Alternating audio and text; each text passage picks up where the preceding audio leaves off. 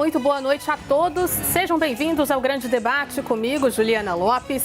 E hoje com os deputados federais Kim Kataguiri, do União Brasil, e Pedro Campos, líder do PSB na Câmara dos Deputados. O que eu acho um absurdo. E veja, eu sou um cara agradecido ao Congresso. Eu não sou um cara que tem rivalidade com o Congresso. O Congresso aprovou muitas coisas que a gente queria. No mesmo dia que ele, aprovou o decreto legislativo derrubando o OF que nós apresentamos, ele aprovou uma série de coisas, eu sou agradecido. Mas se eu não entrar com recurso no Poder Judiciário, se eu não for a Suprema Corte, ou seja, eu não governo mais o país, cara. Esse é o problema. Cada macaco no seu galho. Ele legisla e eu governo. Sabe? Deputado Kim Kataguiri, queria começar pelo senhor. Lula fere a separação de poderes quando se coloca dessa forma? Bem-vindo. Obrigado, boa noite, um prazer estar com vocês dois. Não tenho a menor dúvida de que o Lula diminui a pequena o Congresso Nacional quando ele recorre ao Supremo Tribunal Federal todas as vezes que perde uma votação na Câmara dos Deputados. E olha que o Congresso Nacional aprovou, com meu voto contrário, boa parte dos absurdos que levaram a gente a viver a tragédia fiscal que a gente vive hoje. A PEC da transição, o arcabouço fiscal, a medida provisória do aumento do número de ministérios e várias outras contaram com a anuência, com o apoio do Congresso Nacional, muitas vezes comprado com emendas de orçamento secreto, o novo orçamento secreto do governo Lula, que são as emendas de comissão. A partir do momento que ele não respeita uma decisão soberana do Congresso Nacional, e quem utiliza a palavra soberana não sou eu, é o Supremo Tribunal Federal, todas as vezes que o Supremo analisou projetos de decreto legislativo que controlam, né, o poder regulamentar do Executivo, que é exatamente dessa matéria que a gente trata no IOF, o Supremo entendeu que o Congresso Nacional é soberano na sua decisão de controle político. Ou seja, se o Congresso Nacional entende que o Poder Executivo exacerbou o seu poder regulamentar, a palavra final é do Congresso, não é do Supremo Tribunal Federal. E não é o Congresso que diz isso, é a própria jurisprudência do Supremo quando admite o controle político. E é óbvio que o presidente Lula e o ministro Haddad, né, cometeram uma ilegalidade no decreto do IOF por duas razões. A primeira razão é porque o IOF é um tributo de natureza extrafiscal, ou seja, ele foi feito para regular o mercado e não para arrecadar. A partir do momento que o ministro Haddad admite publicamente que o decreto do IOF foi publicado para arrecadar 20 bilhões de reais, ele admite a ilegalidade, ele confessa o crime. Ele diz, olha, estamos utilizando um tributo de natureza extrafiscal, né, de regulamentar, para arrecadar. Esse é o primeiro ponto, a ilegalidade material, né, em relação ao decreto. O outro ponto de ilegalidade é que você não pode criar um novo fato gerador, né, com um decreto, com uma medida infralegal. Só quem pode criar fatos geradores de tributos é o Congresso Nacional, é aprovando uma legislação, ainda que esse projeto seja enviado, por exemplo, pelo Poder Executivo. Lula e Haddad poderiam ter feito isso, que é o caso do risco sacado. Esse fato gerador simplesmente não tem previsão na legislação. O Poder Executivo não pode, né, num decreto, numa medida que tem um peso legal inferior a uma lei, criar um fato gerador de um tributo, né? Isso é uma violação à própria Constituição. Ele criou uma nova modalidade, um novo momento em que se cobra o IOF que não está previsto na legislação. Então, é evidente que o presidente da República tomou uma medida desesperada o nível de amadorismo chegou até a virar piada entre os economistas, porque o próprio presidente da República volta atrás da maior parte do decreto no próprio dia em que publicou, vendo o tamanho da atrocidade que cometeu. Mas não satisfeito, busca ainda conduzir o restante do decreto, mesmo com as suas ilegalidades, não consegue apoio no Congresso Nacional, e o Congresso, que, por meio da base do governo, sempre deu sustentação para os aumentos de gastos e aumentos de impostos do governo, a partir do primeiro momento que apresenta uma divergência, o presidente Lula vai lá e recorre ao Supremo. Espero que o Supremo preserve a sua jurisprudência de respeitar os projetos de decreto legislativo do Congresso Nacional. Deputado Pedro Campos, líder do PSB, o presidente defendeu cada macaco no seu galho. Ele fere a separação de poderes ao se colocar dessa forma? Não, de maneira nenhuma. A Constituição prevê a independência e a harmonia entre os poderes. Então, quando é necessário falar de harmonia, é exatamente porque a independência ela não vai ser sempre um conceito objetivamente alcançado. Você tem áreas de atuação dos poderes que têm um sombreamento e é natural que isso aconteça. Nesse caso, por exemplo, do PDL e do IOF, quem começou a acionar o Supremo foi o PL, um partido da oposição, o partido de Bolsonaro, que entrou com ação direta de inconstitucionalidade para derrubar o decreto antes de ser votado o PDL. Então, se você for ver, acabou que todo mundo acionou o Supremo nesse caso específico. E em relação à constitucionalidade do decreto, a legislação do IOF permite que o governo ajuste a alíquota. Como foi dito, é um imposto que tem um objetivo regulatório, mas é um imposto que arrecada sim, como qualquer outro imposto. Então, se qualquer medida que fosse tomada pelo governo que aumentasse a arrecadação ou que diminuísse a arrecadação fosse suficiente para dizer que é inconstitucional aquilo, então o governo não ia poder nem mexer na alíquota. O fato é que outros governos já fizeram mudanças, como foi o caso, por exemplo, do governo Bolsonaro, em setembro de 2021, que editou um decreto ampliando e aumentando a cobrança do IOF com o objetivo de arrecadar 2 bilhões de reais para pagar a conta do Auxílio Brasil. E, inclusive, vários deputados que continuam deputados, como é o caso do deputado Kim Kataguiri, que eu tenho a alegria de debater aqui com ele no dia de hoje, estavam lá e não fizeram um PDL para derrubar o decreto de Bolsonaro que aumentou o IOF para poder pagar a conta do Auxílio Brasil. Então, a gente não vê um equilíbrio nas colocações que são postas. E em relação à questão do risco sacado, o IOF é um imposto de operações de crédito. O risco sacado acontece ali quando uma empresa ela vende a prazo e aquela empresa que vendeu antecipa aquele recurso. O entendimento do governo é que isso está funcionando como um crédito, uma antecipação daquele recurso e que aquilo poderia sim incidir uma cobrança de IOF. Agora vai caber ao Supremo Tribunal Federal entender nos termos do artigo 49 da Constituição se o decreto do presidente Lula extrapolou as competências que ele tem constitucionais ou não. Se o decreto não tiver extrapolado essas competências constitucionais e delegativas do legislativo na lei do IOF, então não há por que existir um PDL sustando aquele decreto se ele cumpre a legislação e se ele cumpre a constitucionalidade. Caberia ao Congresso Nacional editar um projeto de lei mudando a regra do IOF e não simplesmente tomar uma medida de derrubar o decreto. E acionar o STF é natural se você tem direito, se você acredita que o seu direito for lesado de alguma forma, tanto o PL, como acionou o STF nesse caso, como também o PSOL acionou, como o governo federal tem legitimidade de acionar. Agora vamos aguardar a decisão do STF em relação a esse caso concreto. Agora, deputados, independentemente do que vai decidir o Supremo Tribunal Federal, tem uma avaliação de que um mal-estar está presente nesse momento entre executivo e legislativo. Deputado Kim, o que é preciso ser feito para que essa crise entre Congresso e governo acabe? Sinceramente, eu não vejo solução, porque o próprio problema do governo Lula, né, que os petistas muitas vezes dizem que é a comunicação, e até contrataram o Sidônio, que seria o rei do marketing, para reverter a queda de popularidade do governo Lula, não funcionou. Não é a comunicação, é o próprio governo, é o próprio presidente da República, né? Inclusive, quando eu converso com deputados petistas, os próprios petistas, eu já ouvi a expressão, aspas, dizem que o presidente Lula perdeu o tempo da bola, não entende mais como funciona o Brasil, não entende mais como funciona o Congresso Nacional. Isso não sou eu que estou falando, são deputados da própria base, do próprio partido do presidente da República. Então, o primeiro ponto é, ele faz um governo ruim, e o governo ruim é um produto tão ruim que nem o marqueteiro consegue vender como conseguia antigamente, quando não havia contraposição à narrativa oficial do governo e nós tínhamos ali uma oposição meia-boca social-democrata feita pelo PSDB. O cenário mudou, o cenário é outro, né? A população vê com muita clareza que o governo gasta demais, e não é gasta demais, né? A direita critica porque o governo gasta demais com pobres. Não é gastar demais com pobre, não. É medida provisória, né, pagando 2 bilhões de reais para a Âmbar, né, a empresa de energia ligada à JF, dos irmãos Joesley e Wesley Batista, aliados históricos, pouco republicanos do Partido dos Trabalhadores, é medida provisória para dar 2 bilhões de reais para eles, que já são bilionários.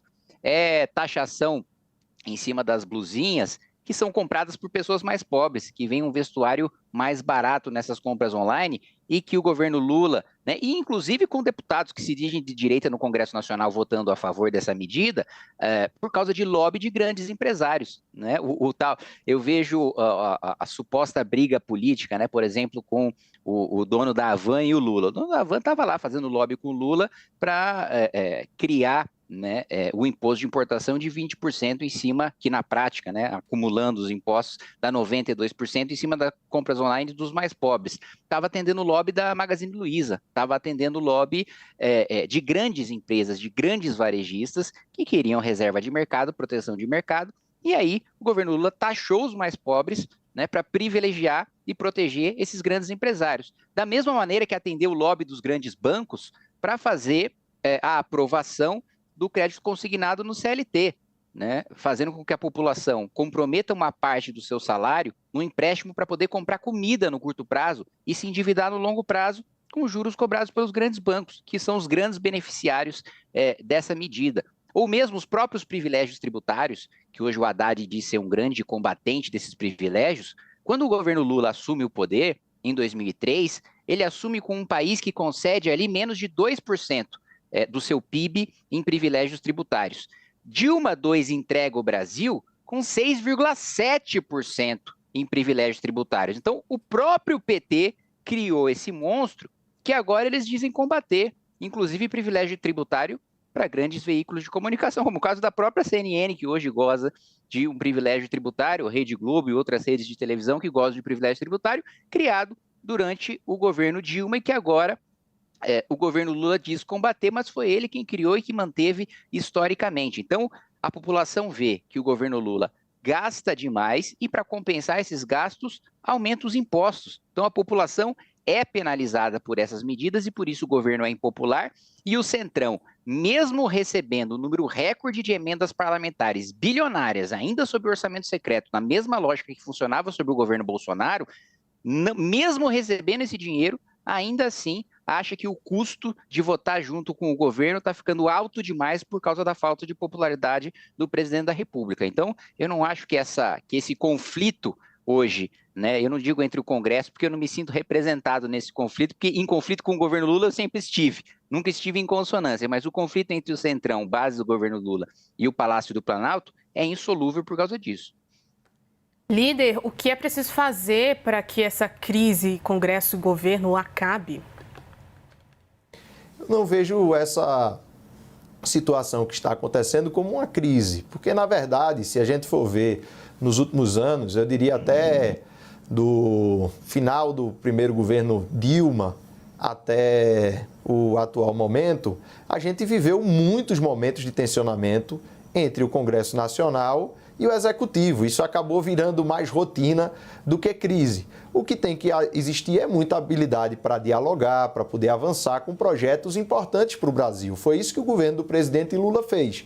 Priorizou uma reforma tributária que vai simplificar os impostos sobre consumo, que era uma demanda histórica. A última reforma tributária tinha sido feita durante a ditadura militar. Priorizou uma regra, que é o arcabouço fiscal, que tem garantido a sustentabilidade fiscal do país sem espremer os benefícios sociais e as políticas sociais que são tão importantes. É isso que garantiu para o Brasil um crescimento superior a 3% nesses últimos 2 anos. Os governos que foram causados pela atuação, por exemplo, do MBL, ali o governo Temer, o governo Bolsonaro, não entregaram isso ao país, um crescimento de 3% ao ano. E quando priorizaram agendas legislativas, priorizaram, por exemplo, a reforma da Previdência. A reforma da Previdência tirou 600 bilhões em 10 anos da Previdência. A gente viu, por exemplo, o escândalo que está sendo descoberto no governo Lula, que iniciou no governo Bolsonaro, do desvio das entidades do recurso dos aposentados. O valor total são 6 bilhões nesses últimos 4 anos. A reforma da Previdência tirou 600 bilhões dos aposentados em 10 anos. Então, o que a gente vê, na verdade, é uma visão de mundo de parte do Congresso Nacional e parte, principalmente, da oposição mais à direita, que acredita que a solução para o Brasil é arrochar o salário não garantindo um crescimento real do salário mínimo, é cortar políticas sociais, é fazer um arroxo fiscal que no Brasil, quando tiveram a oportunidade, não entregou o crescimento econômico, a geração de emprego, a geração de renda, a geração de oportunidade que os governos do presidente Lula entregaram. Em relação a essa questão da popularidade do governo, é importante dizer que o presidente Lula, desde que ganhou a eleição em 2002, ganhou todas as eleições, tirando a que ele estava preso e que foi impedido de concorrer, ele ganhou todas as eleições. E até a presidente Dilma, que o nosso partido não votou em Dilma em 2014, nós tínhamos uma candidatura de oposição a Dilma, mas até a presidente Dilma foi reeleita. Então, essa visão de que a popularidade do presidente Lula inviabiliza o diálogo com o Congresso, a eleição do ano que vem, não é uma discussão real. Nós vamos ver no ano que vem os resultados que vão aparecer do voto da população brasileira. E daqui para lá a gente tem que cuidar do povo brasileiro, de avançar projetos importantes, de garantir os programas sociais e manter essa estrutura de ganho real do salário mínimo, de avanço das políticas sociais, de melhoria do sistema tributário, que é o que garante crescimento econômico e geração de emprego para o país. Vou dar mais 30 segundinhos para cada um, para a gente terminar esse bloco com alguns comentários. Deputado Kim Kataguiri, vou começar com o senhor. O presidente Lula, durante a semana, procurou a cúpula do partido do senhor União Brasil para conversar. O que dizer sobre isso?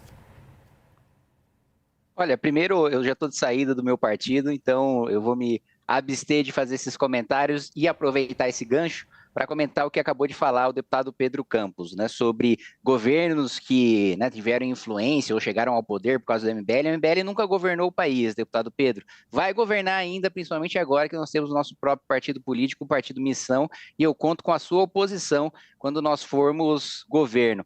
Mas o que eu quero colocar em relação ao que você disse é, primeiro, se a reforma da Previdência foi tão ruim assim, por que o governo Lula não utilizou sua ampla maioria na PEC da transição para revogar a reforma previdenciária, né? O PT tem um histórico de fazer oposição a boas medidas, como foi o caso do Plano Real, a própria Constituição de 88, a Lei de Responsabilidade Fiscal, e depois surfar nos alicerces que foram plantadas por elas. Deputado Pedro, também dou 30 segundos para essa resposta, colocando mais um ponto aqui. Partido do senhor PSB deu maioria de votos para a derrubada do IOF, projeto do presidente Lula. Em relação à votação do partido, a bancada foi liberada. Cada deputado votou de acordo com a sua consciência, com a sua posição. Nós tínhamos um entendimento na votação que foi feita da urgência, contrária à urgência, votamos em maioria contrário à urgência, porque achávamos que esse debate deveria ter sido feito de outra forma, mas na hora do mérito é um tema que é sensível, que trata de aumento de imposto.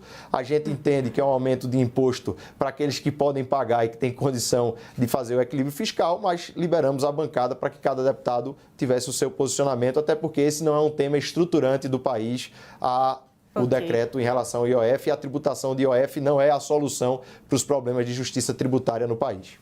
Uma pesquisa da Genial Quest traz o posicionamento dos deputados federais em relação a projetos que tramitam no Congresso Nacional. Quando o assunto é imposto de renda, 88% são favoráveis a elevar a faixa de isenção e apenas 5% são contrários. 7% não sabem ou não responderam. O cenário muda ao tratar da escala 6x1. Apenas 22% são a favor de redução da jornada de trabalho e 70% são contra. 8% não sabem ou não responderam. A pesquisa ouviu 203 deputados federais, o que equivale a 40% do total da Câmara, entre os dias 7 de maio e 30 de junho. A margem de erro é de 4,5 pontos percentuais para mais ou para menos. Vamos ao debate. Líder, queria começar com o senhor dessa vez. Essa tensão com o governo pode inviabilizar a aprovação desses projetos? Imposto de renda, fim da escala 6x1. Não acredito que a tensão com o governo será o fator central em relação à votação desses projetos. É lógico que o governo terá um papel de articulação política com os projetos que são prioritários para o governo. A questão da justiça tributária, com a isenção do imposto de renda para quem ganha até R$5.000, que precisa ser compensada, até porque a reforma que nós fizemos, a reforma tributária do consumo, ela só foi possível porque ela era uma reforma que não aumentava nem diminuía os impostos, ela só reequilibrava esses impostos. impostos e a reforma da renda tem que seguir essa mesma lógica. E se você vai isentar quem ganha até 5 mil, tem que cobrar do andar de cima, daquelas pessoas que são isentas dos impostos, que recebem a sua renda através de lucros e dividendos ou de outras formas de impostos de renda que faz com que você seja isento dos impostos e que, de certa forma, tem que pagar para que haja uma compensação. O Brasil, inclusive, precisa discutir até a ampliação da carga tributária em relação à renda para poder diminuir a carga tributária em relação ao consumo. A gente viu uma discussão que foi feita até com muita mentira e desinformação, dizendo que a reforma tributária ia nos dar o maior imposto do planeta, um IVA de 27%. A reforma tributária não aumentou imposto nenhum, ela só deixou claro que nós cobramos imposto demais sobre o consumo. Uma pessoa que ganha um salário mínimo, que não paga imposto de renda, mas que gasta todo o seu salário, paga 27,5% dos impostos sobre o consumo. E isso ficou evidente com a reforma tributária do consumo. E só será solucionado se nós reequilibrarmos. Para reequilibrar, precisa tributar melhor a renda, precisa taxar também as heranças da maneira correta, as grandes fortunas da maneira correta, porque senão, no final das contas, vai sobrar a conta para o pobre pagar. E em relação à questão da escala 6x1, essa é uma pauta que não surgiu do governo, essa é uma pauta que surgiu da sociedade, de um setor da sociedade que trabalha 6 dias na semana, que não tem condição nem de ter um dia de descanso, de ir ao médico, de estar com sua família e que tem sim um pleito justo de discutir a escala de trabalho.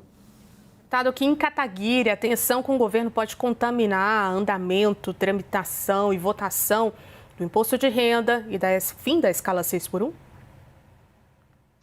Eu quero começar com a escala 6x1. Não é pauta de governo, e eu acho que nesse sentido o deputado Pedro Campos foi bastante honesto. O governo Lula não vai mover uma palha para que essa pauta avance e já deu várias sinalizações disso, mesmo porque já existe uma PEC anterior, né, já protocolada, anterior à da deputada Érica Hilton, que é a que ganhou mais destaque, mas anterior já protocolada por um deputado petista, e nunca houve nenhum pedido para que o presidente da Comissão de Constituição e Justiça pautasse essa medida e muito menos que depois fosse formada uma comissão especial. Então não há nenhum interesse do governo em relação a isso. O governo utiliza esse debate de uma maneira oportunista para iludir as pessoas, para fingir que está promovendo esse debate. Esse debate não existe dentro do governo. Aliás, eu tive recentemente na Organização Internacional do Trabalho e estava presente o ministro do Trabalho, Marinho. Assim, isso é zero da agenda trabalhista do governo promover essa pauta, isso é puro e simples palanque político. Em relação à isenção do imposto de renda, eu acho que com muita tranquilidade, inclusive com o meu voto, a isenção vai ser aprovada. A discussão está no aumento de tributação que o governo quer promover. E aqui eu quero rebater um ponto que foi colocado pelo deputado Pedro sobre pessoas isentas, né? Não existe pessoas isentas. Não é porque não existe a tributação sobre lucros e dividendos que quem tem uma empresa e distribui lucros e dividendos não paga nenhum imposto sobre isso. Isso é uma mentira e é pacífico. Mesmo entre economistas que são críticos do nosso modelo, ou mesmo entre advogados tributaristas, de que não existe essa isenção. O que existe na realidade é a tributação por outros meios, como o imposto de renda sobre pessoa jurídica, como a contribuição social sobre o lucro líquido. Então, há tributação sobre os lucros, há tributação sobre o faturamento bruto, há muita tributação no Brasil. E a minha divergência de visão de mundo com o que veio da proposta do governo é que, primeiro, historicamente, nós deveríamos ter atualizado a tabela do imposto de renda ano após ano pela inflação. Nós não deveríamos compensar isso com aumento de imposto sobre qualquer outro setor, porque nós já temos a maior carga tributária dentre todos os países emergentes. A gente deveria compensar isso com corte de gasto. E tem muito gasto inútil ou que só privilegia o topo da cadeia pública ou privada para a gente cortar. Infelizmente, o nosso tempo acabou. Eu agradeço muitíssimo aos dois, deputado Kim Kataguiri, do União Brasil, líder do PSB na Câmara, deputado Pedro Campos. Muito obrigada pela participação. O grande debate termina por aqui. A gente lembra que as opiniões que foram emitidas pelos comentaristas não refletem necessariamente a posição da CNN.